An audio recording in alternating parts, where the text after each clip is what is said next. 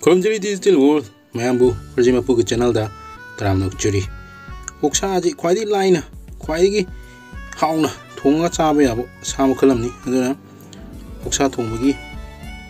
kwaidi laiba mo du ucharakya koigi oksa je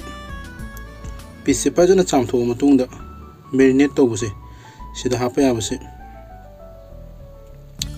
mai thum morok machal nungchal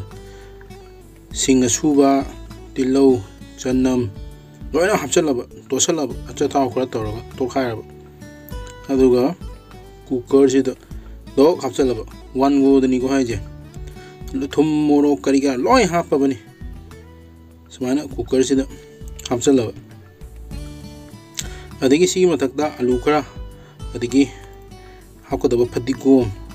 awa fadigom loi hapa yare alu hapninga kangun alu sudum hapa yare aduga sida ising je kamba ya bi ising sang je hapchalaga na patat tare ni pan tarara kam thuba aduga putuk lon ba sina khwai gi samba khwai di lai ba kuthong noksa sidi khwai lai ra masi khwai di hawba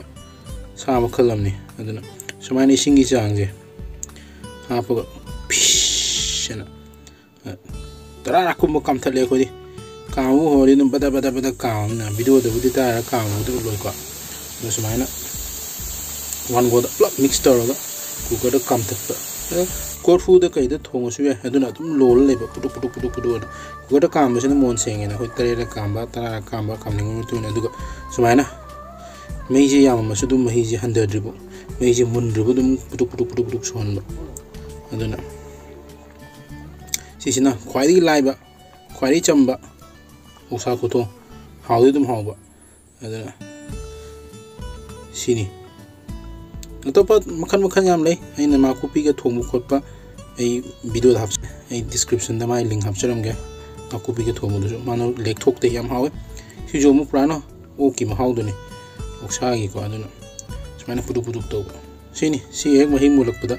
dum nokthara ga dum khangbi be yar mayambu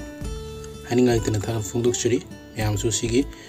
सम चम recipe से try तबियो ma'am video से share तब channel से subscribe तब कॉपी ma'am अमुक थागत phone thank you once again